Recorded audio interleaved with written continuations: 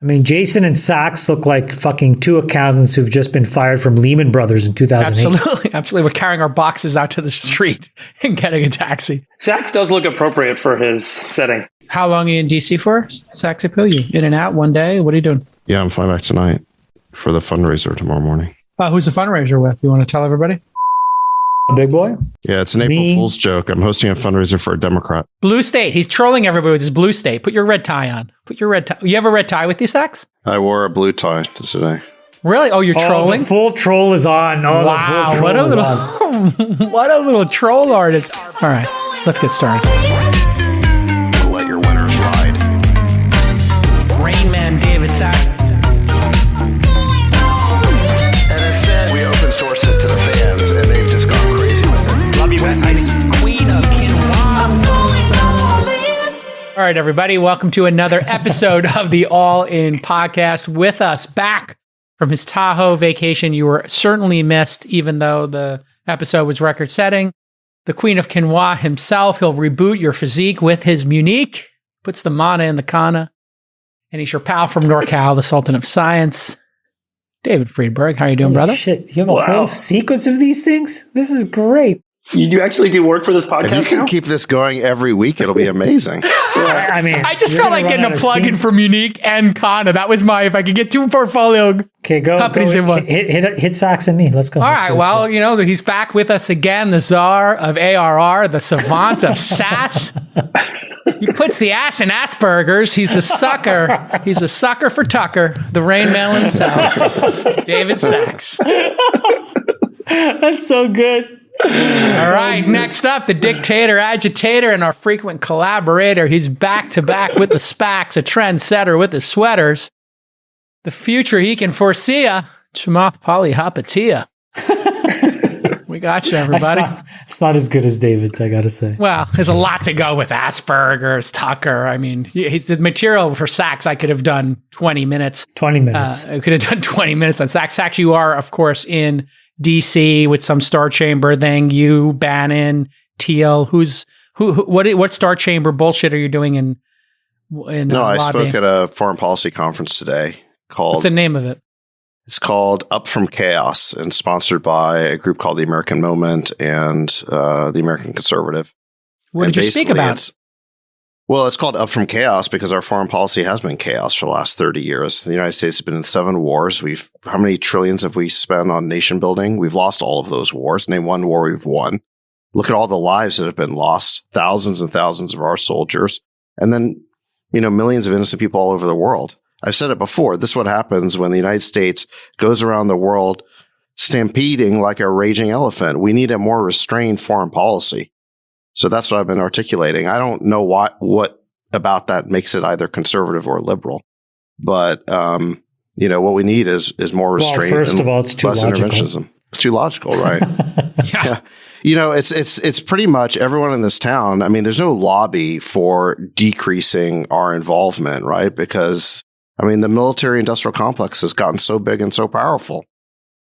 I mean, Trump did not want to start wars. It was a key piece of his platform. And it did seem up until, and we'll get into this obviously, up until the gaffe from Biden 12 hours after I said you weren't giving him the benefit of the doubt.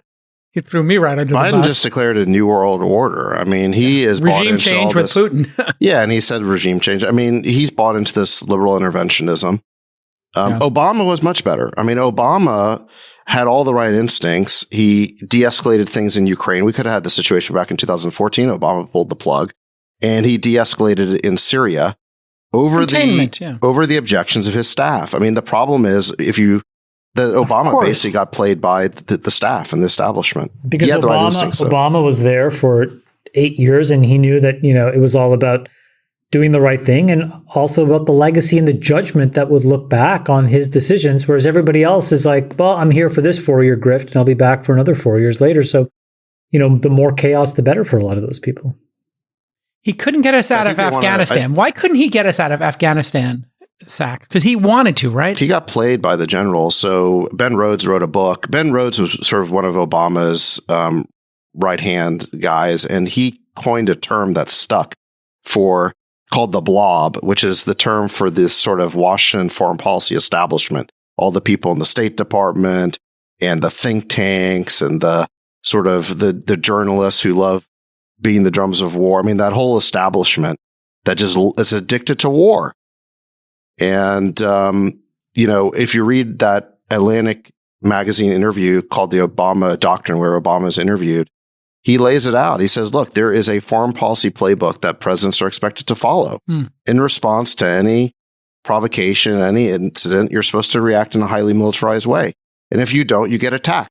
And the generals, he wanted to get out of Afghanistan, but the generals started leaking against him that it'd be a fiasco. And then, unfortunately, Obama didn't stick to his guns. He didn't want to take those political hits. It was unfortunate. He really should have. We'll get into Ukraine at the end of the show, but let's talk a little bit about markets up top here. The U.S. yield curve inversion is upon us. Maybe you could give us, CP, a little primer on what this means, the inverted yield curve, and why people are talking about it this week. Well, I think people, were talking about it. The reason they were is that they believe that it predicts a recession. And specifically what they look at is the interest rate on a 2-year bond and an interest rate on a 10-year bond, and you subtract one from the other. And when it inverts, what it means is that, typically in a healthy economy, you want rising interest rates over a long period of time. And the reason you would want that is that you are guessing that the economy will be healthy. There'll be a nominal amount of inflation, so things will tentatively increase in price. And as a result of that, you need to get paid more for the future than today, right? So if you want me to take 10-year risk, you need to pay me a little bit more than if you want me to take 2-year risk. And so things should go up and to the right. But when all of that stuff 10 years out, all of a sudden is trading for a lower yield than today, what people think will happen is that, governments will cut interest rates massively. They tend to do that in order to stimulate the economy, right? To get money back into the system. And they tend to do that because of a recession. And so people look at the difference between the 2-year bond and the 10-year bond, and they try to guess what's going to happen. Here's the problem with all of this. It turns out that it's not as correlated as one thinks. And Nick, I posted this link so you can just put it up there. But a bunch of economists at the Fed actually went and, you have access to this data. They back tested this. And what they found was that there was actually a more predictive signal of recessions, which is the difference between the 3-month T-bill and the 18-month T-bill. And if you look at the 3s18 spread, they call that the forward spread at the Fed. That's actually not showing a recession at all. In fact, that shows a very healthy ascent, largely taking into account the fact that the Fed has told us that they're going to rip in a bunch of rate increases over the next year to 18 months. So what are we to do with all of this? Well, when there's been a recession, it has typically been true that both the 2s, 10s, and the forward spread have collapsed to zero or gone negative. That's this inversion. It has never really been the case that 2s, 10s inverts while the forward spread stays up and you have a recession. In the past, we've mentioned that when oil has these kinds of price spikes, it typically forecasts a recession. So if you put all of this data together, it's a really murky picture. So what are you supposed to do? It's not totally clear to me. But I think the general way that I think the market is reacting to this is probably inappropriate, and I'll tell you why. And the setup, by the way, because of this inappropriateness is actually quite interesting. So why is the reaction inappropriate? Look, if you think about where we were in November and where we are today, almost April 1st, right? So it's been 4 months, 5 months. We've had massive exposition of inflation. We've had massive disruptions to the supply chain. We've had the beginning of a war whose end is somewhat indeterminate today. That's causing a bunch of spikes in a bunch of really critical commodities the entire world needs. We've had a Federal Reserve that went from hiking 50 or 75 basis points to hiking 200 to 250 basis points by the estimated average. And so all of these things have happened, yet the market is basically at an all-time high, plus or minus 5%. That really doesn't hang together at some really basic logical level, right? So what's going to happen? Well, Brad said this last week. What has actually happened under the hood is a dispersion, which means the crappy companies have gotten crushed and the good companies have gotten whacked, but not crushed. Okay. And then when they rally disproportionately in favor of the good companies. So what are we doing right now? I think we are going to see this diversion of companies, and we're about to go through earnings season, right? We're at the end of Q1. And I think what's going to happen is really interesting. You're going to have a handful of companies who have a great handle on their business, who actually project strength. I know what I'm doing. I know how I'm going to perform. The levers are in my control. I'm going to invest for the future. I'm going to go and consolidate a market. Those companies will get rewarded. And then anybody else who has a whiff of indecision or whose structural business is flawed, and then they use all of these other issues as a reason to explain their flawed business, will get completely whacked. 2 examples over this last week, and we had this debate. People were talking about Restoration Hardware and the CEO basically saying the sky is falling and there's a huge recession. And, my comment is, well, if you take the other side of the coin, Restoration Hardware sells overpriced, crappy furniture into a housing market that's basically shut down because refi rates are at 5%. There's the other explanation for why his business is crappy. It doesn't necessarily have to be a recession. Well, and just to clearly define it, a recession is 2 quarters or more of negative growth, the economy contracting. And we've had about a dozen of these since World War II. We remember a couple of them in our lifetimes. Obviously, the COVID situation created a recession for a couple of quarters. And then we had the Great Recession, which lasted, I think that was over a year, right? That was 6 quarters, I think, 5 quarters. So these happen every 10 years or so. So if we do have a recession, and it seems implausible to me that we would have negative growth for 2 quarters. So, well, the other interesting company, for example, was UiPath, which UiPath got whacked today 25 or 26%. And what they actually reported was that they thought that they were going to increase ARR to 1.2 billion from like 900. That's a huge, at that scale, to grow 35-40% in ARR in a year is really quite incredible. But their ACV numbers and their revenue numbers were a little soft. They got whacked. And now they're trading, like 11 times ARR. So you have some of these companies that are going to blame macro headwinds, but they may actually just have a flawed business model. You'll have these other companies who actually overperform, but may have been a little bit too highly valued, who'll get valuation reset on any faint weakness. And so, it's going to be really up to these CEOs and these boards when they write their earnings releases to be very precise. Those that have a handle on their business, I think, are going to get really rewarded. And those that don't need to blame the macro market and just get all the bad news out now, because this is the quarter. It doesn't get any better from here. Sachs, best ways to fight a recession: cut spending. Increase government spending, cut taxes. Where are we at in terms of how many bullets we have left to do these kind of things? We don't really have a, ability to spend more money. And I guess lowering interest rates is the other way to stimulate it. Do we even know we're going into a recession? So do you think we're going into a recession? If we are, is there a way to reverse it through the normal tactics? We're definitely going into a slowdown. And whether it becomes a recession is to be determined. I think there's a very good chance because we already were headed for a slowdown because of interest rate increases, because of inflation. And now on top of it, we've got all the supply chain disruptions from this war. And we know that, unplugging the 144 million Russians in the Russian economy, we've basically unplugged that from the global economy. So that's going to hit our economy. There's a little bit of a delayed reaction there. So these are all negative indicators.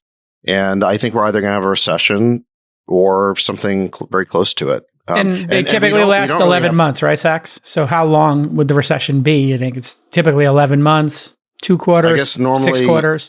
Yeah, normally it's like 18 months till you get back to where you're supposed to be or something like that. But you're right. We have very limited tools to fight this because we've already broken the glass in case of emergency for COVID. We spent something like 10 trillion. By the way, that's what caused a lot of the problems is we flooded the zone with liquidity. Now we're trying to mop that up with interest rate increases, that's slowing down the economy. So there's nothing left to really spend. You can't really drop interest rates much more. And if you do, you'll get much worse inflation. So it seems to me that we don't have a lot of tools here, and we could end up with something like a 1970s style stagflation, where we continue to see inflation with a slowing economy. Let's unpack what that experience would be like. Economy's slowing, there's less job openings, people are spending less money while the prices of goods and services continue to go up. That's why they spend less money. And that's why there's recession. Like, I mean, you're paying $6 for gas, you have less money to go out for dinner every week, right? You pay twice as much for an airplane ticket. You don't spend as much on the hotel. I mean, like, the rippling effects of the rate of inflation are decreased spending, and there isn't enough time for, the new job creation engine to catch up. And, without a stimulus effect, you're in trouble. That's really the situation we're in. And that's what, can kind of cause these stagflationary effects to drag on. Almost every other time we've had a recession, people couldn't find jobs. And I can remember them qualitatively, people saying, hey, I want to get a job. I need more money. I can't find one. And now we're sitting here with more jobs than we can fill. There's still over 10 million jobs available, and people are still resigning from jobs. So how do we factor in the labor market, Chamath? Well, it's super confounding. It's just not like previous ones. It is. I actually think, Jason, the explanation for all of this is not necessarily about the supply-demand dynamics of labor, but our social policies related to our birth rate and immigration. I posted this article link for you guys to read in The Atlantic, but basically our birth rate in 2021 absolutely fell off a cliff. It was less than 300,000 net births in the entire country. And net birth is defined as immigration plus births minus deaths. And when you look under the covers, we had two really discontinuously bad things. One that has been building since Trump, and one that was acute. The thing that was acute was that in 2021, after we had vaccines, which is a crazy thing to think about, we had 1 million deaths basically, right? Because of COVID. So that's 1 million people that largely exited the workforce, plus or minus. Obviously, not all of those people working, but I think the overwhelming majority. Well, probably 50%. We have 50, 60% labor participation. More. I suspect. Some could have been retired, right? That's what I'm saying. I think it's probably like 70, 80% of the people that died were probably in the workforce in some way. So you had all those people leave. We have a troublesome issue with births and birth rates. All Western economies do. Basically, as the standard of living goes up and as the equality between men and women go up, birth rates go down. Without commenting on the dynamics of that, that is just true. And so, we should celebrate that in the sense that, like, you want increasing equality, you want people to have more choice, et cetera, all these things. So how do you make up for the gap? Well, you make up for the gap in immigration. And the problem is that Trump closed the door. Yep. And Biden has not reopened the door. And so, we have had a meaningful fall off in immigration. It doubly compounded because of COVID, we had border controls and we shut the borders completely. So even if, you were a student that would come here, odds were maybe you'd get a master's or a PhD and then stay here. None of those people can. So nobody can get in. So that's the real problem that we have to solve, Jason, which is that you're not going to get, families to all of a sudden have kids. That's a 18-year problem if you started that problem today to get them into the workforce, or 25-year problem.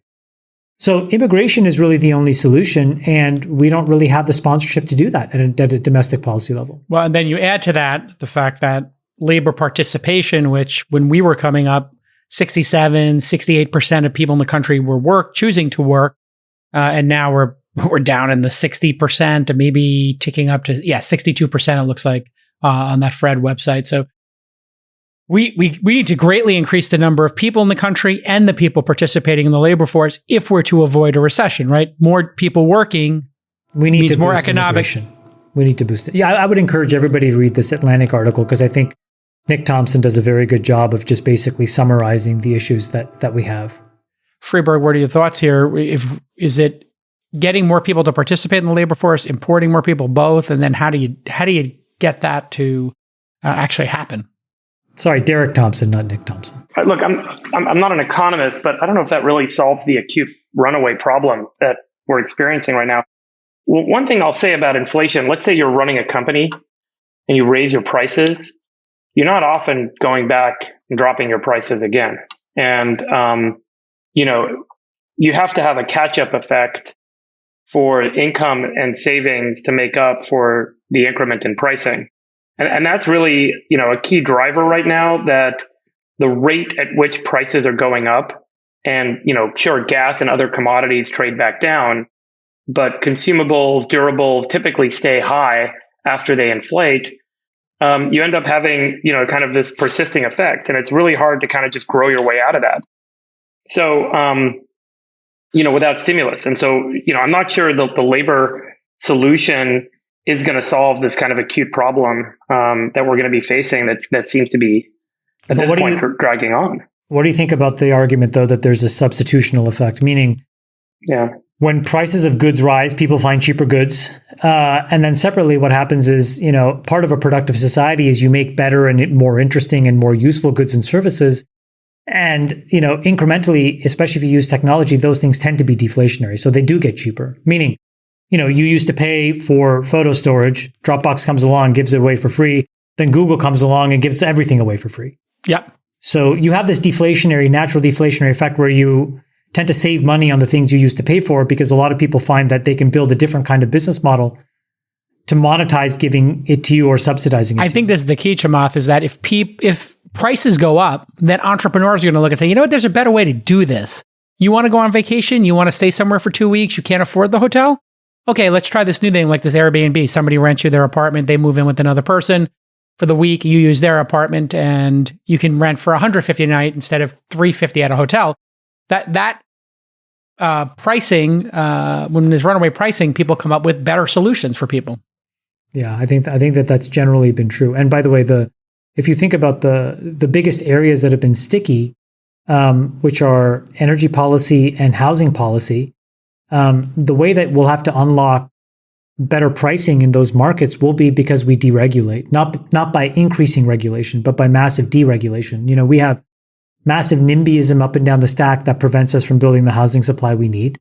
That has to get fixed, right? And we need to have better energy policy. Like, for example, you take a state like California, it's the most populous state in the country. It's the richest state in the country, but it has electricity prices that are 3 times higher than the national average. That doesn't make any sense, right? And so, how do you expect renewables to really compete when people are still incentivized to fire coal and nat gas? It doesn't make any sense whatsoever. These prices cannot be this high. They're high because of lobbying and because of lobbyists and special interests. And so if you rip that stuff out by deregulation, you actually allow, as you said, Jason, entrepreneurs to do the right thing, and they will push prices back down. Sachs? What's your question? Well, I thought you might want to comment on what we're talking about, entrepreneurs creating products and services that lower prices, that then, maybe create the exit ramp here to inflation and stagflation, some combination of that's going to be upon us. Sure. I mean, there's a lot of entrepreneurial energy in the U.S. It's strong. That technology does cause deflation. It's deflationary. But this is not going to help us get out of what's coming over the next year or two. Look, the bottom line is that we had a massive government overreaction to COVID in which we printed and spent way too much money, something like 10 trillion plus. And, this is the classic hangover after the party. They put the punch bowl out for way too long, and now we're all going to pay the price for it. They spiked the punch bowl. They spiked the punch bowl big time. Yeah. And we're already seeing it. Think about all the advice we're giving our portfolio companies to slow down their spending and extend their runway. Every board in America is going to be doing that. So it becomes a self-fulfilling prophecy. But this yield curve inversion is, fairly predictive. I mean, it's not perfect, but, CNBC had this report today. Historically, it's meant when the yield curve inverts, there's been a better than 2/3 chance of a recession at some point in the next year, and greater than 98% chance of recession at some point in the next 2 years. So it looks to me it needs to be inverted for at least 90 days typically. But again, I think if you look at the forward spread from the Fed, it's more accurate than the 2 cents. But your point is the same. something is happening that we need to take seriously, and none of the outcomes here are growthy good outcomes. And the policy wonks in Washington really need to figure out what their position is going to be on this stuff and what they push next in terms of legislation. Because we're going to be going into the back half of the year in a midterm election where the economy is slowing, interest rates are high, prices are high. This is a horrible setup for the Democrats. Yeah, and let's think about what the priorities of the administration have been throughout all of this. I mean, 1 year ago, they did that whole $2 trillion American Rescue Plan. They were warned by people like Stanley Druckenmiller that retail was back, the consumer was back, and yet they still printed $2 trillion. That caused a huge amount of inflation. It totally backfired. And that wasn't the end of it. If they had their way, we would have had $4 trillion more of spending and the whole Build Back Better. Now Biden just floated this new trial balloon over this unrealized gains tax. So last year, they floated the trial balloon about basically doing a wealth tax, and everyone hated it. And now they just proposed it again. It was insane. And even when they brought it out, they leaked that they had Manchin's support behind it. And then the next day, Manchin came out and disavowed it and said, no, I don't support this. I mean, what is the administration thinking? It makes no sense. Well, I mean, clearly and then on foreign policy, I mean, I strongly believe we could have cut a deal on Ukraine a year ago to diffuse this whole situation before it turned into a war. Now we got a war over there. Well, let's talk about what they should do. I mean, number one on the list for me is we should be getting every entrepreneur from around the world, any really intelligent person who wants to go to graduate school here into this country. We need to have like a Manhattan Project to just scoop up all these mutant geniuses from around the world and get them here and get them starting companies here. You don't even need to do that. It was working. And don't fuck it up. Bush, Obama, all you had to do was just leave it alone. Everybody who was any good at anything wanted to come to the United States, including the three of us. Yep. And all of a sudden it's like, nah, it's good. Yeah, I pass. Yeah. Okay, I guess. Yeah, well, I mean, if you set out that you hate entrepreneurs and you resent them for success, don't be surprised if they want to stay in a country that. But I don't think that's what it was. I think it was much crueler than that. I think that we went to a posture that said, okay, you know what? Net new immigration was viewed as something that was displacing people, wasn't a net value creator, was, in some cases viewed very xenophobically. And that is really problematic because it's actually about a large population issue. And it's about how you construct a healthy, thriving population. Yeah. This was Trump's worst approach. He was best approach, clearly not starting wars, worst approach, shutting the borders down for some populist reason when we actually need people in the country. Well, hold on. But see, the way you just framed that is why I think there's a problem, which is, look, obviously the immigration is a very fraught issue, but the choice that's being presented to us by our political parties is either you're in favor of immigration, like bringing in all these superstars, like we have founders in Silicon Valley, that makes sense, or you're in favor of open borders. I mean, why are those the two choices? That we either have H-1Bs or we have an open border? I mean, that makes no sense. I mean, what we should have is a sensible immigration. First of all, we should strip the border security issue out of it, because whatever the number of immigrants that you want to allow, should be pro-border security. I mean, we need a point-based system. We need to have a reasonable discussion between Democrats and Republicans about a point-based system. There's a qualitative distance. You've advocated that for a long time, and it works in Canada. And I think you're absolutely Australia, New Zealand, UK. They all have this. It's like, what does our country need right now? Okay, do we need people, who are laborers, or do we need people starting companies? Do we need, scientists? I don't know if you've noticed, but to me, this is very equivalent to the removal of SAT and ACT scoring in admissions in college. Explain. The notion of merit, the notion of performance is not one that really matters in this country as much right now, as much as the notion of equity. And equity really has kind of become the mainstay of not just how we're making policy decisions on a local level, but a lot of these kind of national issues are becoming about equity. And it's about, equitable consideration for wealth creation for existing citizens in the United States, and the perception that a minority of people or some majority of people actually missed out on significant wealth creation over the past couple of decades as globalization and technology advances have accelerated growth in our economy, and the share of that growth has been disproportionately assigned to a small percentage of people. And I think it is that same notion that drives a lot of the kind of sub decisions, the local decisions that we're making. as well as these important policy decisions. And the point that I think is critical, that's really hard to get across to everyone or anyone for that matter, is that, and I've talked about this a lot, but progress brings everyone forward, but it doesn't bring everyone forward symmetrically, right? Progress brings everyone forward. Give an example, Freeberg. So Amazon's a great example. I've used it a lot. With Amazon, we've all been given access to more goods and cheaper goods than we would have had before. So we all benefit from that progress, right? Everyone can get on an app and get a friggin' inflatable swimming pool delivered to their home and the vitamins they need within 24 hours at half the price of what it would have cost them to go down to the local Ace Hardware store. That's an incredible benefit for all of us. So our share of wallet on that sort of goods has gone down. Therefore, we can spend more, get access to more stuff, and we're all prospering. And if you think back to what life was like 30 years ago, 20 years ago, to those of you who, were spending money 20 years ago or whatever, it's an incredibly different proposition than what we had back then. And it really has changed the world and changed all of us as consumers' ability to consume more. That's amazing. The problem is Jeff Bezos is worth $160 billion. So everyone looks at that and they want to lambaste Jeff Bezos and they want to say, this is unfair. And equity becomes the discussion, which is why is one guy worth $160 billion?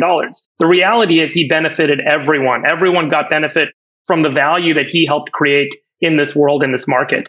And then the reaction is, we got to stop this from happening. We can't let people be worth $160 billion without putting their eye on the point that, I'm spending $3,000 a year less because of this technology that he brought to market. And so there's a lot of these solutions that I would say are progressive. They progress us all as a society. Everything from biotech to technology and software to any sort of business or services innovation that people are willing to pay money for, that people are willing to embrace in an open and free market.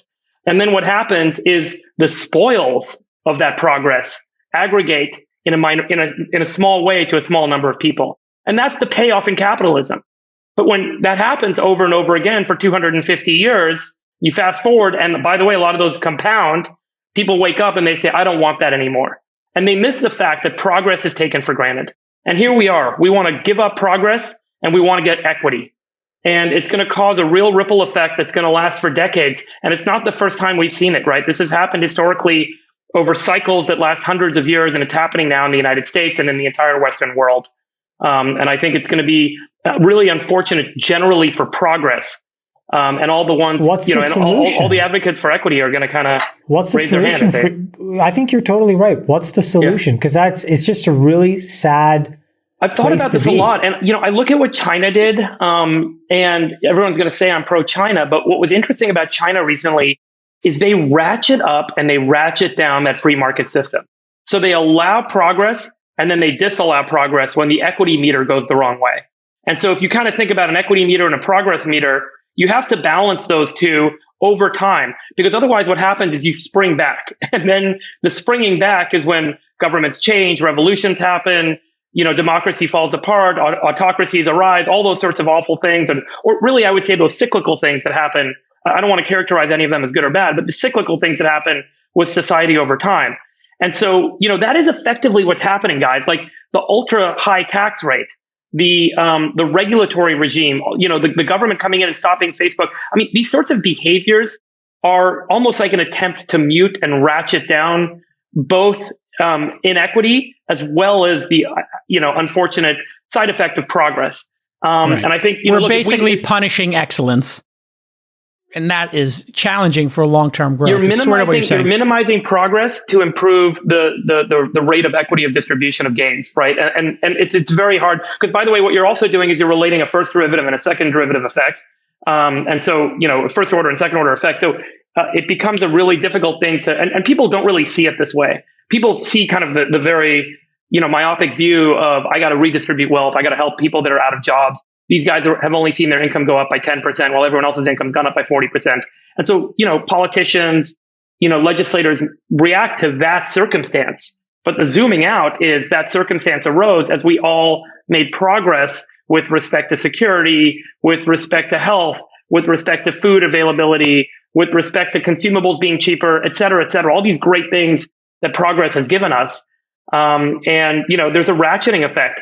The hope I have is that ratcheting isn't too binary. It doesn't flip too far back the other way too fast, in which case you have a socialist state arise, a revolution arise, all the things that we've seen kind of come out of this. Or people just canceling AP math in California. Precisely. And then the rippling effect of no more AP math and no more SATs is, fast forward 20 years. MIT brought back I don't know if you saw this week, MIT brought back SATs as a qualifier after they paused it. I think a lot of people are starting to realize this is a road to nowhere.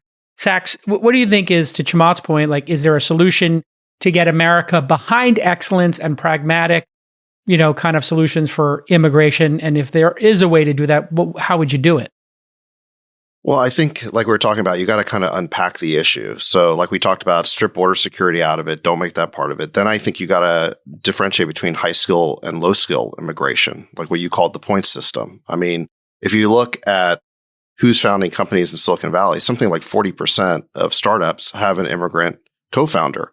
So clearly immigrants bring a ton of entrepreneurial energy to the US, but it's in our selfish interest to make sure that the immigrants we're letting in actually have the skills that make them potential founders. So I think would be smart for us to think that way. And you can't even really have that conversation, it seems like today, to have more of a skills-based immigration system. I mean, who's willing to say that? Well, you could just say 3 buckets. Here's people who need amnesty because they're being persecuted in their country and they're here because of humanitarian reasons. Here's a bucket for high performers who are going to add to our economy and create jobs. And then here's another bucket, which is a lottery and a lineup system. Hey, you want to come here because you don't have skill, but you want to come here because the country's so great. Okay, each of those buckets is going to have its own process, and your odds might be different in each bucket. Is that so hard for people to grok? Right. But you got to remember, we're sitting in the economy. I mean, it's very easy for us to say this because we are sitting in Silicon Valley, and for us, immigration is an economic good. It's a benefit.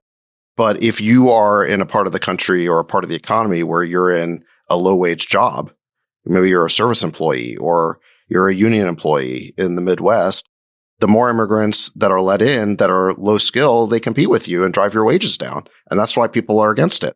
So that's basically the conundrum is, as long as you're talking about immigration as being a single thing, it's going to have a lot of political opposition. That's why we need to bifurcate it between high skill and low skill. Let in more high skill people and less low skill. If you had to rank them from least controversial to most controversial, I think letting in high skilled labor is probably the least controversial thing. Then, and there is always controversy around this, it's always on the bucket of people for humanitarian grounds, right? Some people agree, some people disagree. Should these people be considered refugees? Should they not? How many of your family members should you be able to sponsor? How many not? Et cetera, et cetera. And that's somewhat controversial. But I think we can all agree the most controversial bucket are folks that would otherwise come that would be considered lower skill because they are the ones that really put pressure in very practical, measurable ways into the economy. And we just have to your point, segregate and differentiate how we think about this problem.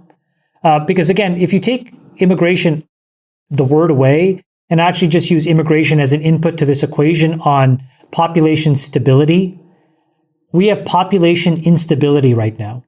So unless we figure out something between live births and deaths, which I don't think we're going to solve tomorrow, it's going to create a very large imbalance that our economy and our country cannot really recover from. You know what? You sparked my thinking there. It really is a framing issue. We should not call high-skilled labor coming here as immigration. We should be flipping that to talent acquisition. We should be looking at it as America is trying to get more talent here so we can win the industries that matter. And if we looked at it as this is talent acquisition, it has nothing to do with immigration. This is us going out and sourcing the smartest people to come here so our companies win against other companies in the global economy to create more jobs for American. Talent acquisition could be something we could be investing in. We should be thinking, how do we win that? All the problems that ail us, the solution is in some hardworking group of men and women, of which some will be entrepreneurs who want to be here. We're trying to figure out how to actually build our own chips while there are semiconductor experts getting trained, whether here or abroad, who would want to be here to do that job on behalf of the United States, right? We want to figure out climate independence. There are men and women being trained here and abroad who want to be here and solve that problem on behalf of the United States, on and on and on and on. And that's what it means to be, and I'll use a sports analogy, the LA Lakers, right? That's what it means to be, the New England Patriots. Everybody wants to play for you. And so when you're in that position and you have that branding tailwind, you have to use it to your advantage to stack the deck in your favor so that you're constantly winning championships. Otherwise, you're being really derelict in your duty. And I think, hopefully if people look at the broad population level issue that we just exposed because of COVID, there was a stat in this article as an example. In the county of Los Angeles, we are now, in the last 20 years, we've seen a 50% reduction in the birth rate in LA from 150,000 births a year to about 100. And if you forecast that forward, before the turn of the century, the county of Los Angeles will have 0 net births. If you run that's insane. Yeah. So we need to figure out how to solve this problem, because it really impacts GDP. It impacts all these other issues that Friedberg just talked about as well. The sense of equality and fairness. If we're not creating and growing, we are going to fight over how to split a shrinking pie. And that does tend to lead to revolution. Yeah, that's when it could get really gnarly. We're not growing. Entrepreneurs are not coming here. New jobs are not being created. Imagine if Amazon wasn't created. The historical implications for what Friedberg said are really well defined in history. If you go back thousands of years, you look at every single time, an empire goes through that period of decline, when they have net negative growth, economic growth, and they have this sort of rising populism, what they end up doing is they end up fighting. And they have different ways of fighting, right? But they end up fighting over how to reallocate a shrinking pie. And there are many of those outcomes when they fight that ends up in, really turbulent moments in history. Well, and that's where this wealth tax, that's where we have a responsibility to make sure you don't end up going through, a Russia scenario, a China scenario, and there are more productive ways to solve these problems. Oh, that's where the wealth tax that was floated, which seems it's DOA already, but this concept of everybody who's over $100 million having to assess all their worth and give 20% back minimum each year is that dividing of the pie. And I think, maybe they can allocate less money towards. Can we all agree that, on the margins, when you make a lot of money, you can and should pay more taxes? I don't think that's a super controversial idea. On the margins, if you are a massive polluter, you should pay some taxes to compensate for the damage you're creating to the environment. These are not controversial ideas. The problem is that, what Sachs said is true. You take a sensible concept and then you pervert it because you have to contort it with all this language to make it political, and it loses all of its value in it. And so, for example, why does the administration have to write this potential law or proposal, in a way that so obviously violates the Constitution of the United States? Are they that dumb? I don't think they're that dumb. But they do it to appease some political aspect of the Democratic Party. And then as a result, it becomes DOA. Within 8 minutes of it being announced, Manchin says this is dead. What is the point of that theater? It's virtue signaling.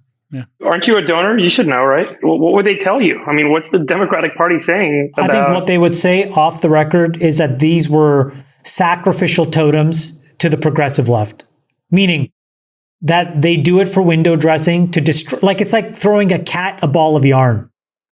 It seems like that populist progressive left is becoming a bigger base than it was historically. In the Democratic Party, it is. Yeah. I'm not sure how big it is, but in the Democratic Party, look, it's where all the energy is in the Democratic Party, and it's where a lot of the donors are. That is who's driving the agenda in the Democratic Party today. That is why the Democrats are going to get shellacked in November. Read Roy Teixeira's Substack. He is the Democratic political consultant who wrote The Emerging Democratic Majority, predicting, this is back in 2002. He wrote a book about how there would be a new Democratic coalition of young voters and minorities and women, and they would come together, and that would create, Democratic majorities and Democratic presidents forever. And then Obama wins in 2008, and it looks like Teixeira's prediction's coming true. And he recently, in the last 2 years, has been warning that something's happened that he could never have predicted, which is that working class voters are now moving out of the Democratic Party.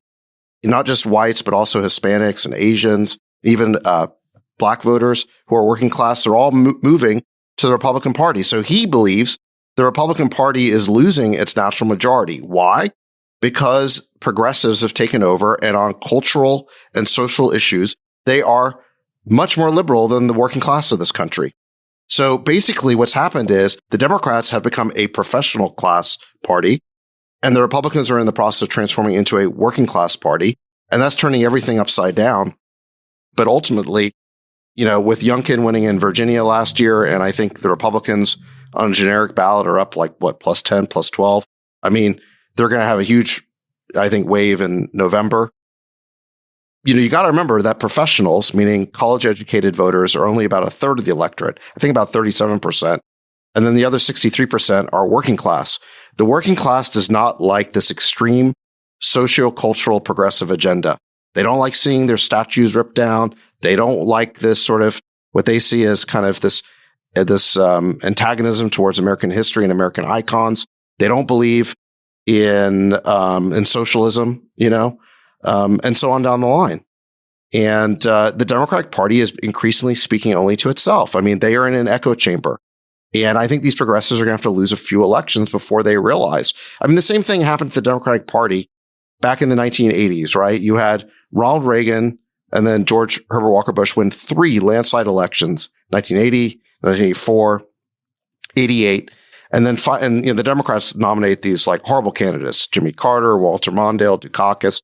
And then who comes along? Bill Clinton. Hey, easy on the Greeks. Dukakis was pretty great. Okay, like we found the one fan. Terrible. He was terrible. Who comes along in 1992? Bill Clinton. And he has this whole new faction within the Democratic Party, the DLC. And his explicit mandate was to lead them back to the center. And then he chooses Al Gore as his running mate to double down on that image. I don't think Al Gore actually was that centrist. I think but his image at that time was that he was pretty centrist. So you had, yes. I mean, I think at that time. So their Democratic Party had to lose for about 12 years before they nominated a candidate and put him at the leadership of the party who could drag them back to the center. Now, listen, I mean, all we have right now are foreshadowings of this. We have the Youngkin victory last year. We have the fact those 3 school board members in San Francisco got kicked out. We'll see what happens to Chesa Boudin on June 7th. So we're getting these glimmers, and I think November will be a big test. But where I think this thing is headed is that the working class voters of this country don't like this radical progressive shift in the Democratic Party. And the Democratic Party is going to keep losing until they're willing to make changes. Well, immigration is just such an easy one. And courting the working person is what the Democrats did forever. So I don't know how they can screw this up. Well, but remember, working class voters are not in favor of immigration, J. Cal. They do not want unlimited number of immigrants coming in. Well, they don't want unlimited, but they would like to see their family members. And driving their wages down. But they do want their family members to be allowed in. So for the folks who you talk to Hispanic voters who are citizens in America, they are not in favor of unlimited immigration because that creates wage pressure for them. Reasonable. I'm telling you, that it's not like what you think. The higher you are economically in the social strata, the more professional you are, the more you like immigration. Because like for people like us, we like immigrants because they found companies and we invest in them. We see the economic vitality that they bring. But if you are a working class, okay, you do not want that wage pressure. You just don't. So unless the Democrats figure out a way to talk about it the way we're talking about it, where we separate high skill and low skill, they will lose with that message. All right, let's get into some other things happening in the market. SEC is proposing a new set of rules to regulate SPACs. I wonder if anybody here can chime in on this. Who knows about it? I wrote an editorial in Bloomberg basically a year ago, spelling out a bunch of new regulations that I thought the SEC should adopt. They adopted a lot of them in this draft, so I think that that's really good. They missed a couple of key things, and this is again tying back to this other thing. When we're in this phase right now where we are really questioning how capitalism should work, I think that there are 2 reactions that people can have. One is you pass more regulation that entrenches existing advantages. And the other is you pass regulation that either deregulates or democratizes a market. And if I had to cast the half of my proposals that the SEC adopted, I would say it falls more into the first bucket than the second. And Jason, you've spoken to the second bucket of laws that the SEC could also change, which is, it's in their power to give people an on-ramp to prove that they are qualified and accredited so that they can participate in some of these really, vibrant ways of making money beyond just investing in the S&P 500, like investing in startups if you're educated and capable of doing. The SEC at the same time proposed a bunch of legislation around reporting requirements for ESG. And if you look at both of these two buckets of laws, I think they're rooted in good ideas, and I think that there's some good concepts in it. But who really wins? I think if you look at it, the American Bar Association had a huge victory here because the amount of incremental regulation is going up, which means, what was a 300-page filing with the SEC will now be 350 pages, right? I think that benefits lawyers. I think it benefits consultants. I think it benefits the accountants. So I think it benefits the ecosystem people that participate. It's not so clear how normal everyday folks benefit from a lot of this stuff. So I think if you strip it all away, what I would say is I think the SEC is trying to do the right thing, but I would really encourage them to do the second half of what they should be doing, which is making these on-ramps better built. So generally speaking, what do you think happens in the SPAC space? We had 600 of them after you started this. It's going to consolidate to the 10 of us that know what we're doing. Got it. Just like, look, the IPO rules are extremely sophisticated. Did it hurt Morgan Stanley or Goldman Sachs' IPO business? No, it just meant that the 95 small banks that did IPOs went away and it consolidated to 6, and the league tables, just churned between the 6. JP Morgan 1 year is the top, then it's Morgan Stanley, then it's Goldman Sachs, then it's B of A, then it's Credit Suisse. Similarly, SPACs will consolidate around 6 or 7 players and, will do most of the business. What do you think, Friedberg, of this new SEC announcement that they're considering climate disclosures for publicly traded companies? This would basically not only what they're doing in terms of consuming or allowing greenhouse gases and emissions, but also this scope 3 concept, your inputs. What is your supply chain doing, and what are your consumers doing? So if you're making the iPhone, what happens to the iPhone when the consumer gets rid of it? Or what did it take to get those minerals out of the ground to make the iPhone? What do you think? Is this a net benefit? Is it the lawyers win? Or does measuring all this actually mean we're going to see publicly traded companies manage it better? A lot of opting into it already, like Google and Apple, are doing it on their own accord. But what do you think generally of this regulation? Well, I'll say, let me just say something on the SPACs, and then I'll answer that question. If you read the comment, the first SEC proposed rule, it was to amend the definition of a blank check company to make the liability safe harbor for forward-looking statements, such as business forecasts, unavailable in filings by SPACs. So, this was, I think one of the primary points of appeal over the past couple of years. We've all been sophisticated private market investors. When we take a pitch or hear a pitch from a company, we all have the experience and the know-how, not always correctly, but at least we know what to look for, what to ask. And over time have learned through our wounds and our failures to appropriately diligence, forecast, and understand what they mean and what they say. And, because the public markets historically through an IPO are available to retail investors, generally whatever the definition is of unqualified or, folks who may not have the level of sophistication that, some regulatory body has deemed is needed to be able to do that level of diligence. The statements that are made in an IPO, in an S1, need to be kind of factually referenceable. And that's not true when it comes to forecasts, and that's why they're not included in S1s in an IPO. But in a SPAC, the appeal was you can tell your forward-looking forecast, paint the rosy picture like you would for a startup, and then theoretically, the investor should make an assessment of the risk and the upside and the objectives that the business is saying they're going to go shoot for and achieve. And it's pretty evident, and I think we all knew this, coming out of last year, that, many investors made investments on the basis of those forecasts, being to some degree reasonably achievable or likely achievable. And it turns out that in many cases they were not and were not achieved. And that's the big motivation here. So the real fundamental question with respect to Chamath's point about markets is how much do you want to have the government and a regulator play the role of deciding who is and who isn't sophisticated enough to make an assessment about a business's forward-looking prospects? Or should we simply keep all forward-looking prospects or, forecasts like this, out of those documents? And it's an important conversation to have, because for years, people have been saying, I want to invest in private companies, but I'm not a qualified investor. Therefore, I'm only going to be able to invest in public companies. And as we're seeing, the problem with investing in private companies or speculative companies is that you're investing on the come. And more often than not, that doesn't end up happening.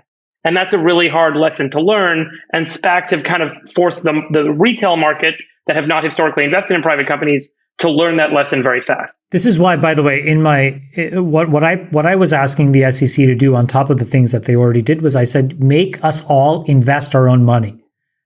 Make the sponsor really monetarily at risk. I've invested a minimum of $100 million in every single deal I've done as a SPAC sponsor. That's a lot of money. More skin in the game, and disclosing that would be great. And maybe even having a clearinghouse where you could see the percentage of cash to the ultimate raise that the promoter has. All of that stuff worked great. All of that stuff, Jason, is in the spirit of disclosure and transparency. I just wish they would have done that. You still think it's important to have forward-looking statements in these in SPACs? I mean, if that ends up becoming the cornerstone of this proposed regulation, I don't think it's a cornerstone. I think the thing is that there are really important businesses that need good stewards to help them get into the public markets to raise money to fund their business. And there are some people who really understand that, and there are many others who don't.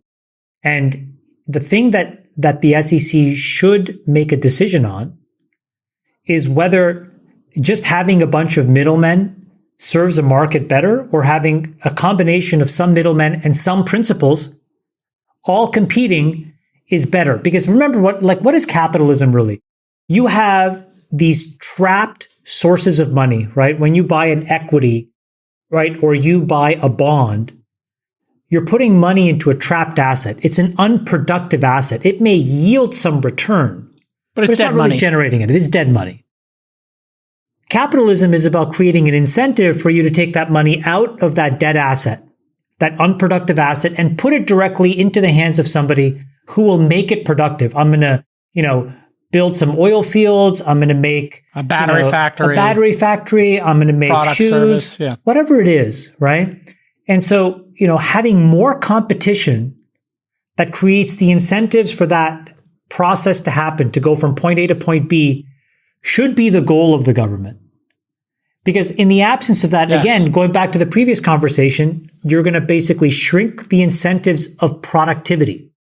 And I don't think that's what anybody wants to have happen in the United States. Such an easy solution to all of this. We have a test if you want to drive a car. And if you want to drive a big car called the truck, you have to get a different test. If you want to drive a motorcycle, so I didn't take that. By the way, Jason, I just wanted why not have a test? You brought up a really good point earlier, and I just wanted to put a fine point on what you said. Yeah. Let's just say all these companies, all of our startups included, will now, when we go public, have to create these disclosures around scope 1, scope 2, scope 3 emissions. And there's this weird concept called materiality that exists in law, which will now, again, have to get adjudicated. Let's say Apple doesn't disclose what's actually happening in their factories. Somebody can now sue them because they will say, that's a material disclosure that you didn't disclose. Well, guess what will happen? That'll wind its way and meander its way through the courts. It'll take years. There will be tens and tens of millions of dollars spent on that litigation because Apple will vehemently defend the right that it wasn't a material disclosure, because the implications otherwise will be measured in the billions or tens of billions of dollars. So who really wins? Consultants win. Trial experts win. The lawyers win. Lobbyists. Jason, I just want to frame this up for a second, because I think it's important for people to think about, costs that are external to the business operation, meaning costs that are borne by the broader society, by other members of society, not the business itself. So let's say that you're a company that makes products with a lot of sugar, and, or cigarettes that, we know when people consume a lot of sugar, cancer goes up, obesity goes up, diabetes goes up. The cost for cancer treatment, the cost for diabetes treatment, the cost for medical treatment associated with smoking or sugar or alcohol is borne by a health system where the ultimate cost is shared by a large group of society, by all number of members. Whether that's a public health insurance program or a private one, there's a group that shares that cost. And so you as a consumer are not paying that cost today. The question is, should you be paying that cost? And this is true for CO2 emissions, for carbon emissions. You drive a gas guzzling car, you purchase gasoline, there is carbon that goes in the atmosphere. You're not going to end up individually fixing the carbon out of the atmosphere later. The rest of us are going to have to bear that cost as our homes burn down, as floods cause, houses to wash away, as all the catastrophe that we're all predicting is going to happen starts to happen. So the question is, how do you account for those external costs?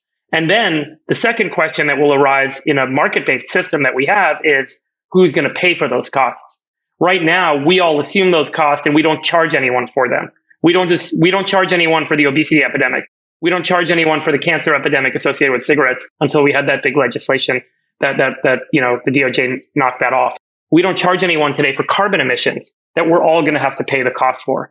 And so, the first step is identifying and quantifying the external costs of the product or service that you're providing and deciding whether or not to tax the consumer of that product, whether or not to tax the seller of that product, and ultimately how to transition that capital back to the repair mechanism for pulling the effects of that product back out of the system. So in this analogy, Coca-Cola, if people drank too much of it and got fat, would be responsible for their diabetes treatment. Well, this goes back to the sugar tax point, which is, should we have a sugar tax because there's a quantifiable effect that too much sugar has on human health? Obesity, diabetes, cancer. I mean, so that's an argument, right? And so in order to do that, the first step is disclose the risks, disclose the associated conditions that arise from the product or service that you're offering. And I think that's part of the intention. And a lot of very smart, progressive people in capital markets, some good friends of mine, have been talking for years about the importance of this level of disclosure, because it is the first step in truly accounting for climate. You're talking about, yes, for climate. Yeah. Pretty controversial. Zach, do you think we should charge Coca-Cola for diabetes? Well, ask the question of, should you charge for a carbon-related product for? Okay, I'll ask both. Carbon. Should corporations be responsible for the downstream carbon from their customers and the upstream inputs? At least disclose it and decide who's ultimately going to have to pay for that. No, the answer to the former is yes. The answer to the latter is, if there's a term, shit in, shit out. Yeah. And, garbage in, garbage out. I've spent a lot of time in climate. I know what's measurable and what's not. I've looked at this space a lot. And I just think that there is no credible way to execute on, David, what you're saying you want. All it's going to do is going to create a bunch of money that flows to consultants that create BS nonsensical reports. And is that true in your mind? The downstream implication of that will be lawsuit upon lawsuit that gets adjudicated by the courts on this concept of materiality. You think we should be recording at Freeburg or not? You disagree or agree with Jamal? No, I agree it should be recorded. I'm saying it's not possible. I'm saying the only winners in this will be the consultants. You agree with that? Look, I'll agree. These carbon markets are absolute BS. Carbon sequestration mechanisms are absolute BS. I mean, none of this stuff is real right now. They're complete fraudulent markets. It's all grifters. It's all BS. All grifters. I'm not trying to be too disparaging with everyone. There are good actors out there and good intentions for sure. There is a tree in but there's Brazil. A lot of ways that you can kind of take this stuff apart and say, you know what, this doesn't actually add up. And there's a good business to be had in the meantime, and everyone feels good running that business. Simple example, Jason. How will you know that a sensor that's on a flue of a manufacturing plant is accurate? How do you know that it's not been doctored? How do you know? Just a very, very simple question. Just that. Well, when it came to Volkswagen, a leaker leaked the information, and the press got on it, and that's how it was regulated. It was in the rearview mirror. That's how Volkswagen got busted. So that's how we're gonna fix climate change as a bunch of whistleblowers. I mean, that's what happened also with RJ Nabisco and the cigarettes as well. The movie and The what Insider. Changed as a result of that? Nothing. No, in the cigarette industry, that led to the largest fines in the history of corporate America, I think, up until that time. We still don't have a tax. We still don't have a pool. They don't we have a big tax on cigarettes, yeah, for sure, but to lower consumption. Yeah. Yeah, but we don't force these companies to basically subsidize a portion of our healthcare costs. Every time somebody shows up with lung cancer, it's not like we say, you know what, that's going to be half borne by RJR Nabisco. Yeah. So, I mean, the measurement can't be bad, but I guess it's what you're saying. No. I'm saying the concept is good. The measurement is literally so terrible as to be worthless.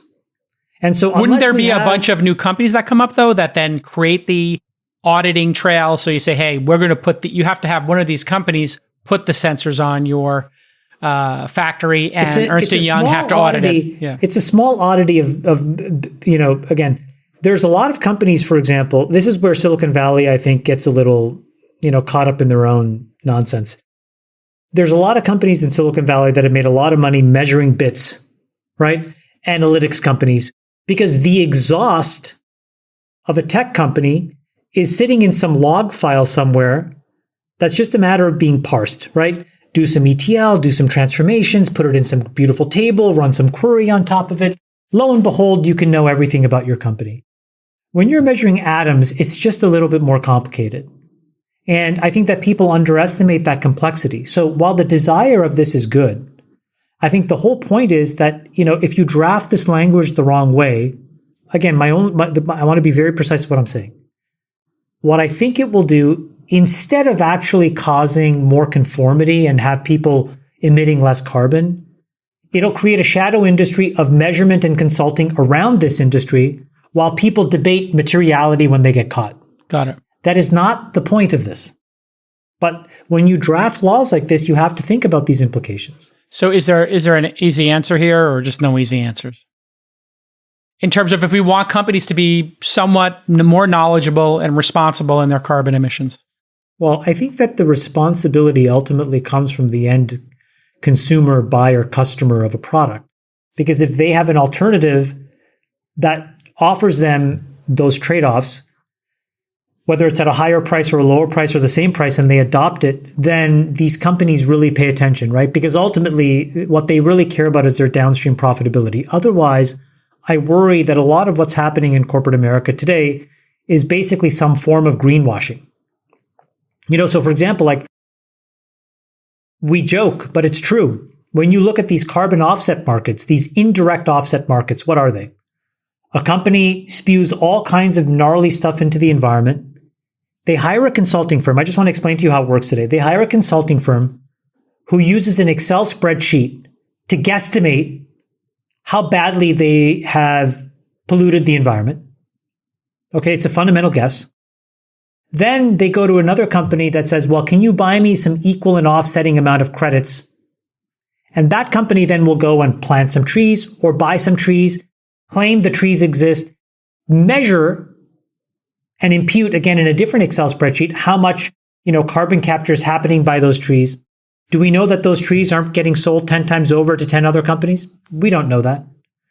So my point is we have a lot of work to do to solve these problems. I would rather see, again, raw capitalism solve this problem. And I think in climate change, the most productive thing we could do is lower the barriers for trapped unproductive capital to get into the hands of really amazing scientists and entrepreneurs who are building things that can measurably remove carbon from the environment. And there's really two easy ways to do it. One is have a test, and the other is on the roads we have a speed limit. So if you are a non-affluent person already, but you want to dabble in this, it's a very simple way to do it, Chamath. I propose have a written test, just like you can have a handgun or a car test, a driving test. And then how about you can deploy 10%? It's so incredible you just said this. You can allow an 18-year-old person to buy an AR, give me the name of the gun, AR-15. And a car and go speeding down the highway. But they're not allowed to invest in GoPuff. Yeah, no. They're not sophisticated. You can shoot the bullets in the air while you're going down the road. What is going on? And there's no path to it. That's the frustrating part. Like in some places, it's hard to get a gun. You got to take a 8-hour test. Other places, you can just buy them on wherever. You allow 18-year-olds. You can allow an 18-year-old to take psychedelics and marijuana legally. Yes. Open in a market. Buy a gun. But they are not allowed to buy secondary shares of Stripe.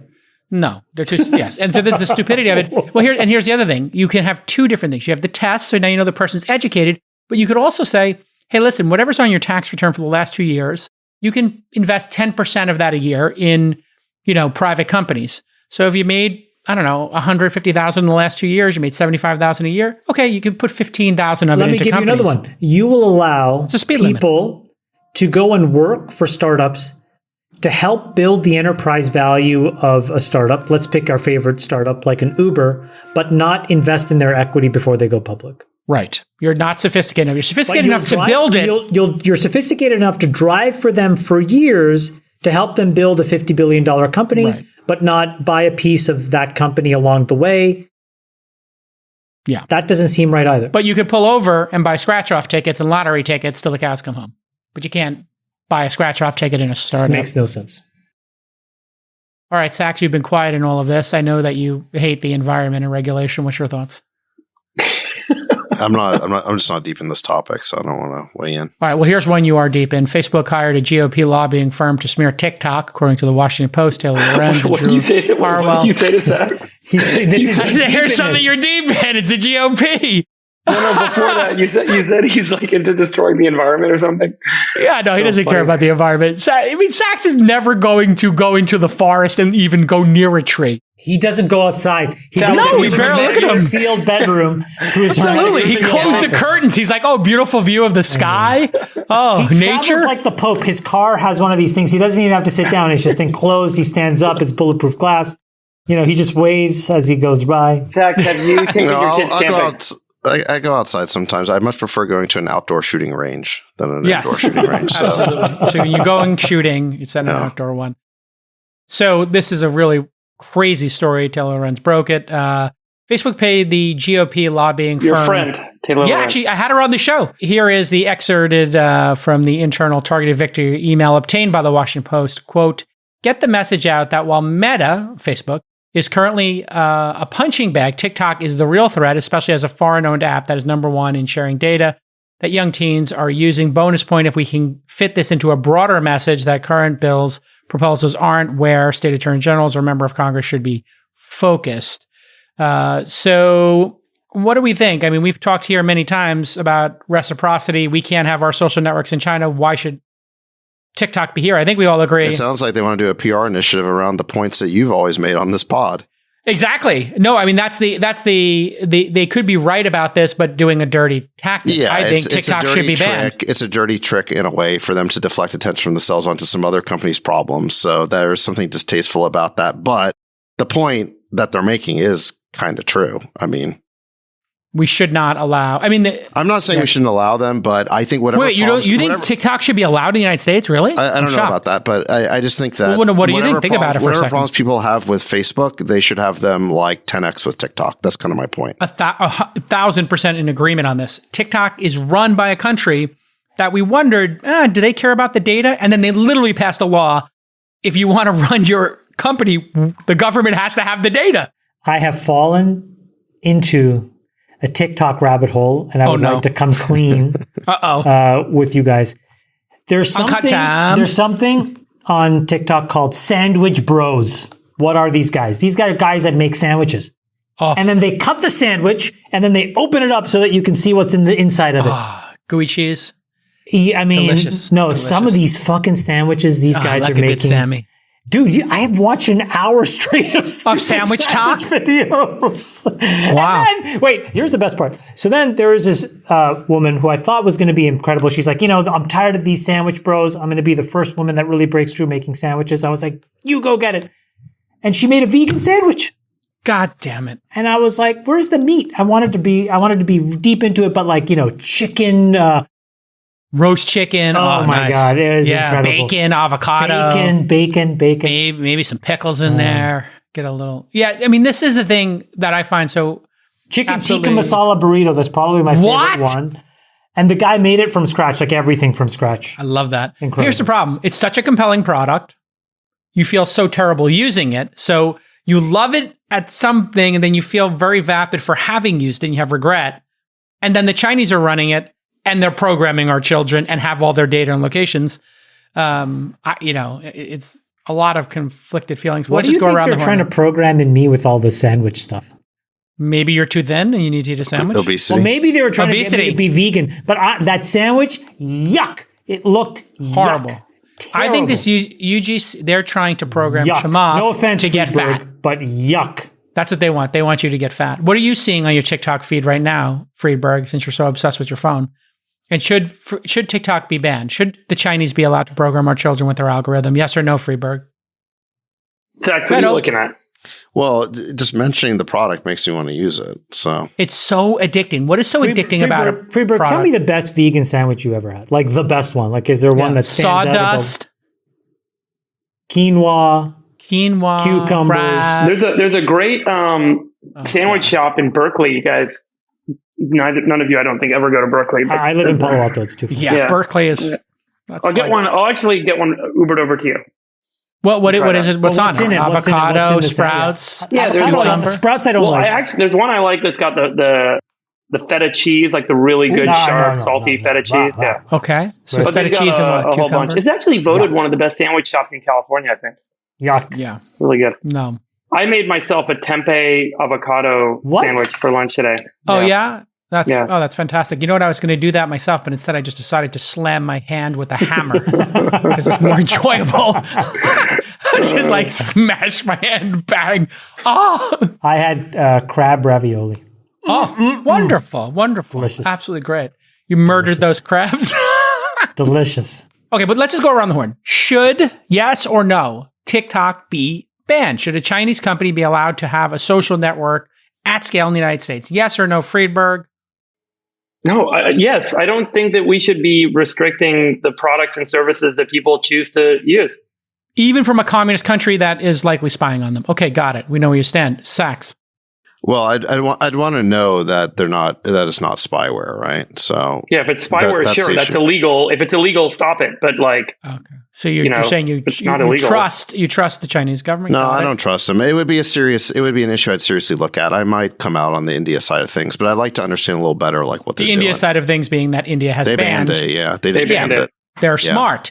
Indians are smart and pragmatic. I just think it's a slippery slope because then you end up seeing China ban iPhones, and I mean, the whole thing kind of escalates. We're already banned. They already banned Twitter, Facebook, and Instagram in their country. They don't allow us in there. There's still a lot. There's a big consumer market in China for U.S. goods and services, and it just seems like a slippery slope. Where do you say? I think you guys nailed it, which is that I think these things have to be quid pro quo. It doesn't make any sense, in my opinion, for us to allow a non-American company to thrive where in that same end market, our products are not allowed to compete. Absolutely. So I think there are two things that matter to me, which is that, if we're going to allow TikTok to thrive here, it seems like there needs to be some version of a deal that says Facebook, Google, these core Twitter, products and services just need to have a chance where LinkedIn, consumers can vote. That's one thing. And I do think separately what David said is really importantly true. And I don't think it applies to just TikTok, but whenever a product gets to a certain level of scale, and we can define what that threshold is, but it's probably in the 500 million 10%. to billion MAU kind of range, monthly active users range. You do have to a way of going through the source and making sure there's no crazy spyware in there. And I don't know exactly how to do that.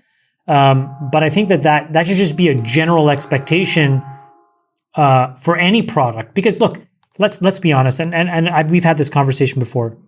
You don't think the odds are high that at some point some very talented knowledge worker that is on an immigrant visa inside of one of these large tech companies isn't actually working on behalf of a foreign organization? Twitter had it. They had two people from the kingdom working there. So my point is, I think that these things are probably true, right? Like in the tens of thousands of employees that work in big tech, there's probably at least 5 or 10 of these people that work on behalf of foreign governments. So we don't know what they may or may not have introduced in certain elements of the code. So it's not unreasonable to fund an organization that can audit this code base. But I think that I would rather let them stay in order to open up that end market for our products.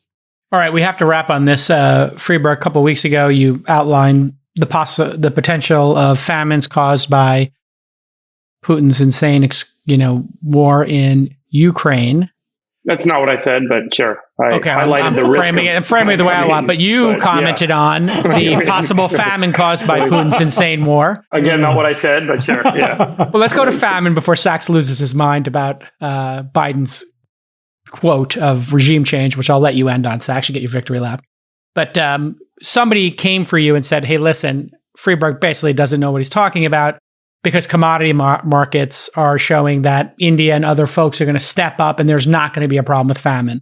So can you unpack that for us? I will tell you that we are already seeing a lot of scrambling happening for redundancy in these commodity supply chains. And there's a couple of issues, which I highlighted before, I'll highlight again. Number one is just the ability to export. So while there may be commodity products sitting in these markets, getting them on ships out of Russia, out of Ukraine, even if sanctions and trade restrictions are lifted and make them available, is very difficult because a lot of the carriers are concerned about insurance and liability as they would be forced to go into a port and do a transaction with an entity that they're supposed to not do transactions with.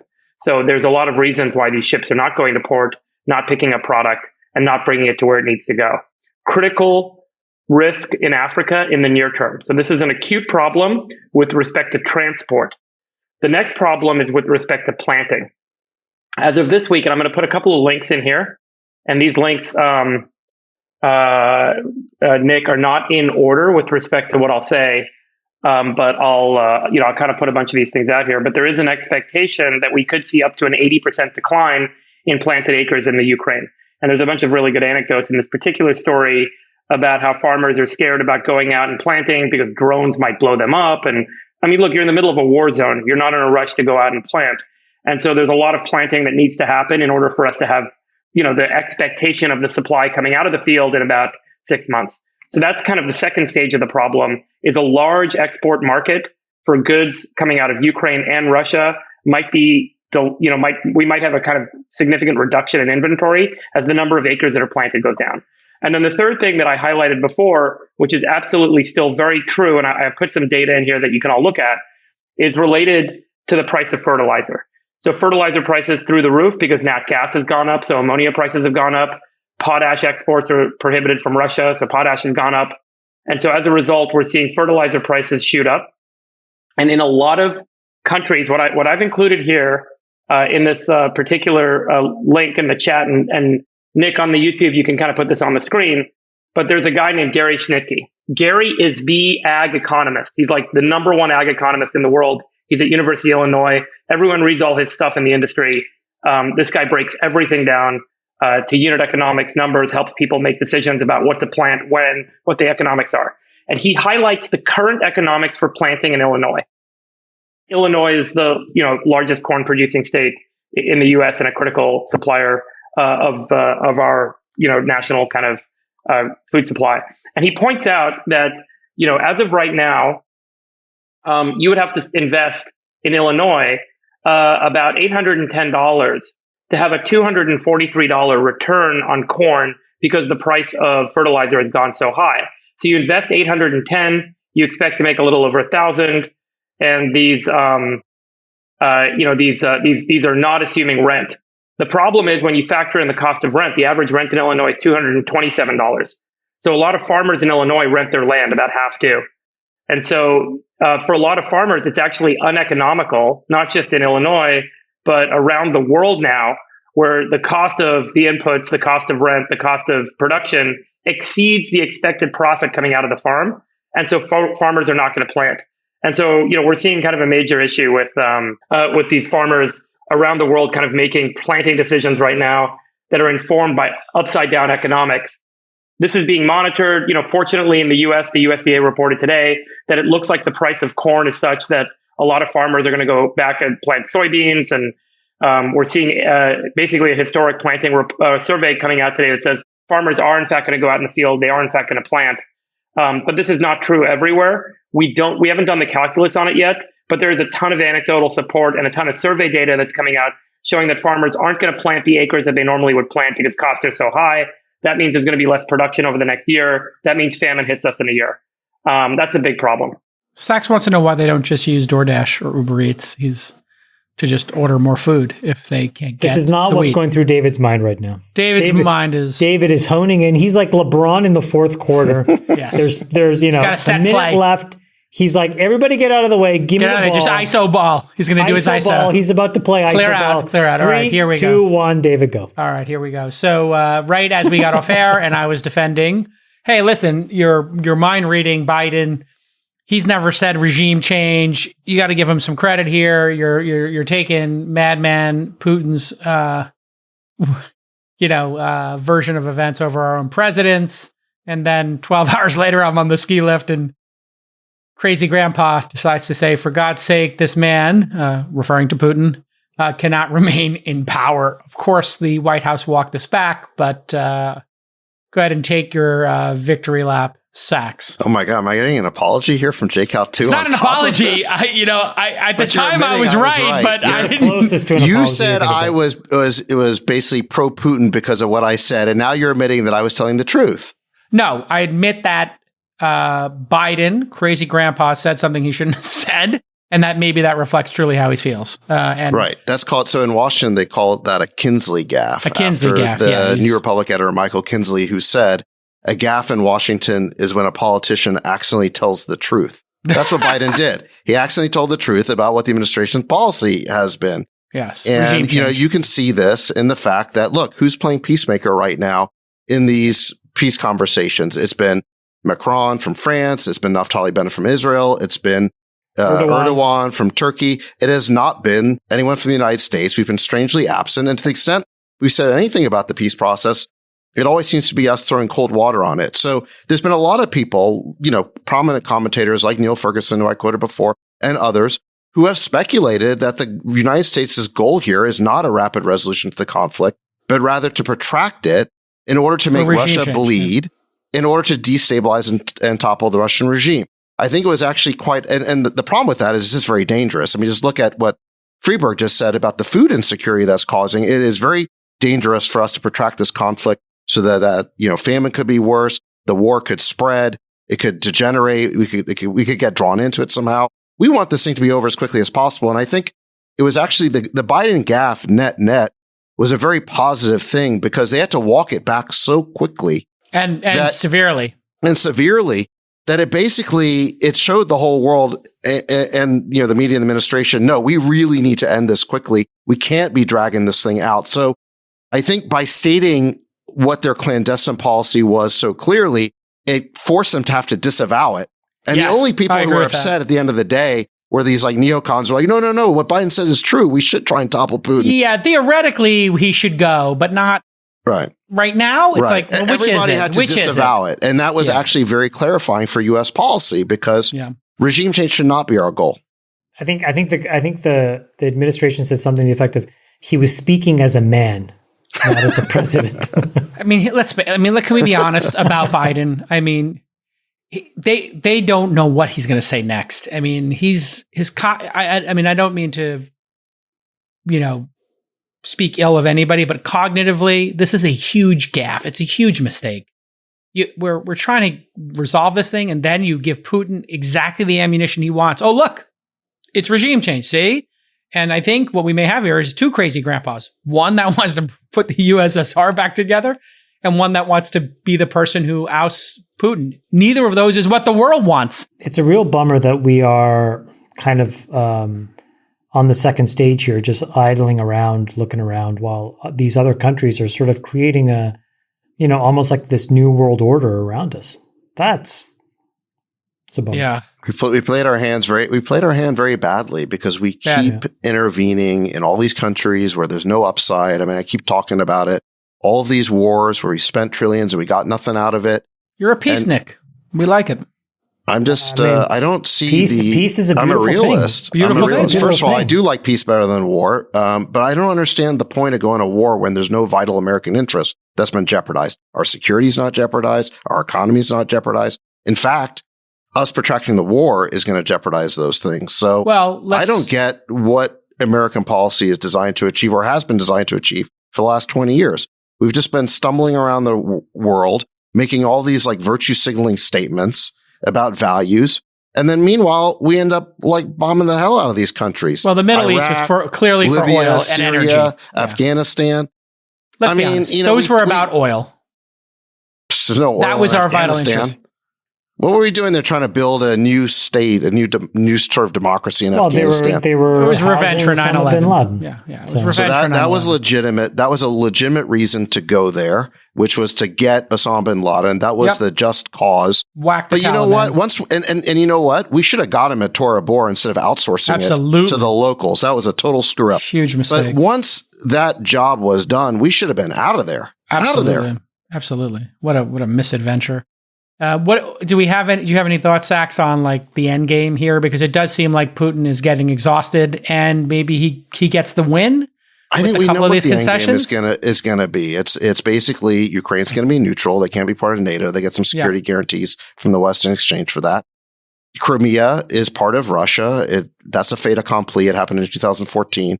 And then the last part is what they're really fighting over, which is this Donbass region, where you've got Russian ethnic speakers going up against Ukrainian far-right nationalists. How close are we? And they can't agree. Well, both those sides are willing to fight. So that's the issue.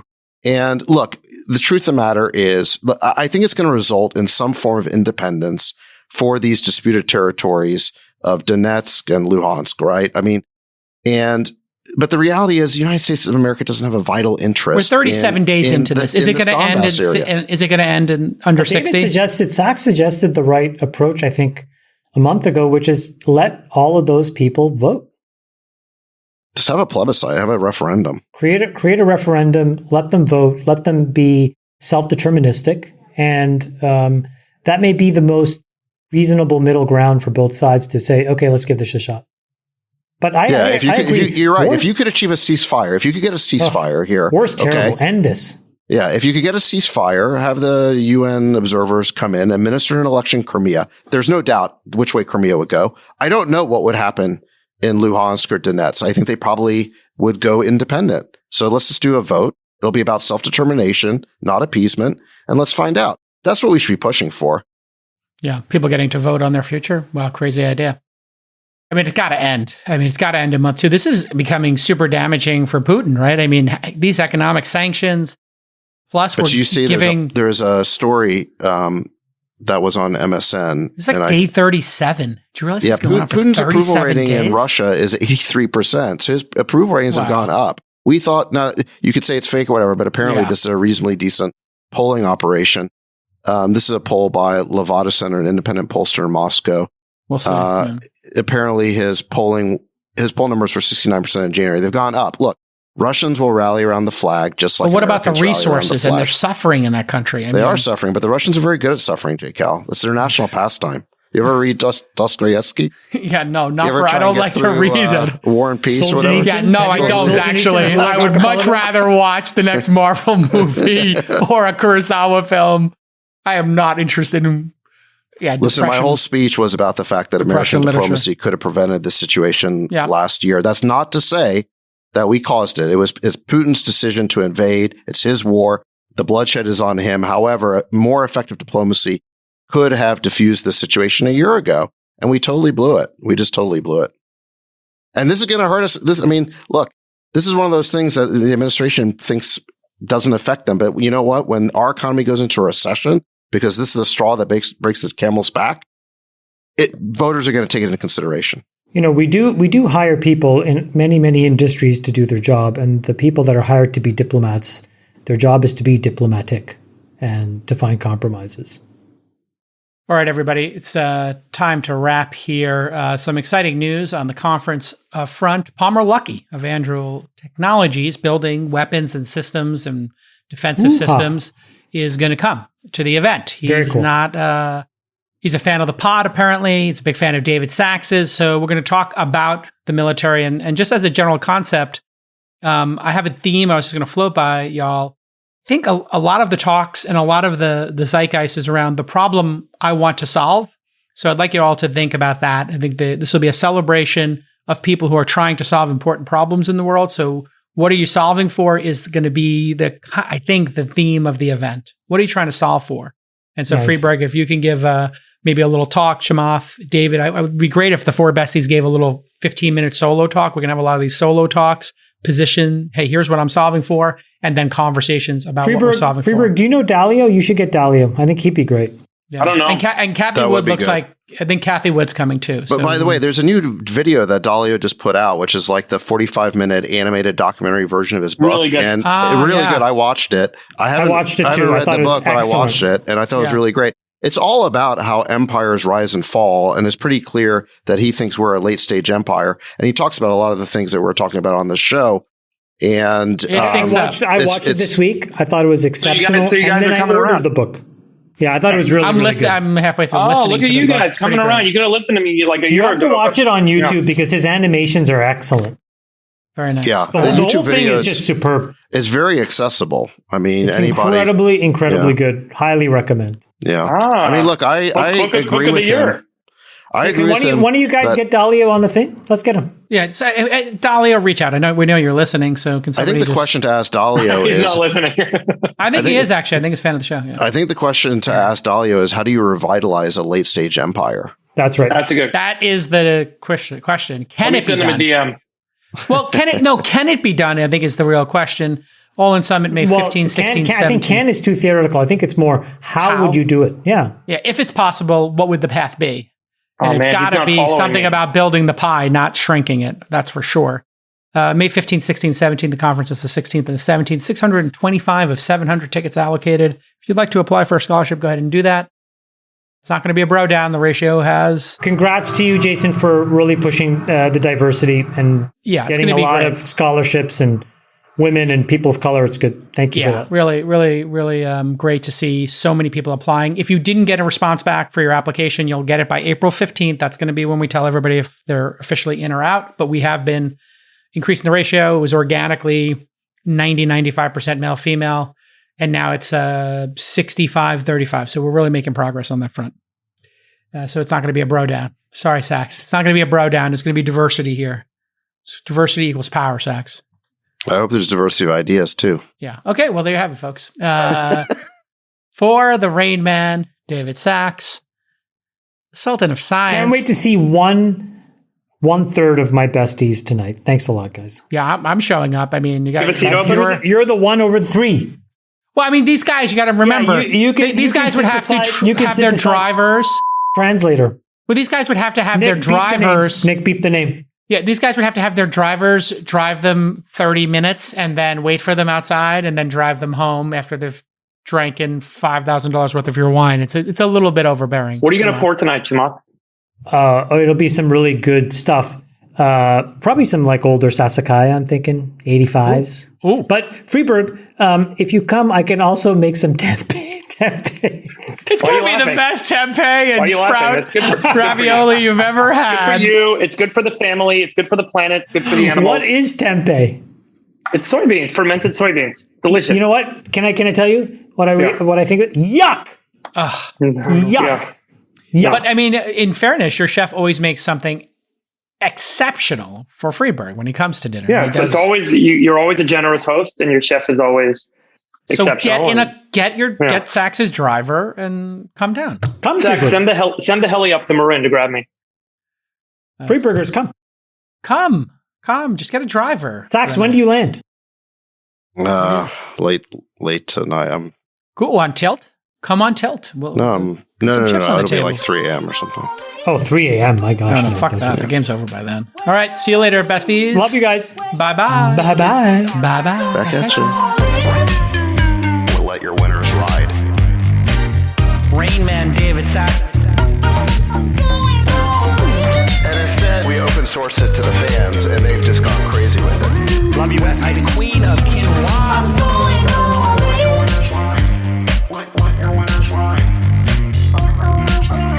Besties are gone. Go 13. That is my dog taking a notice in your driveway.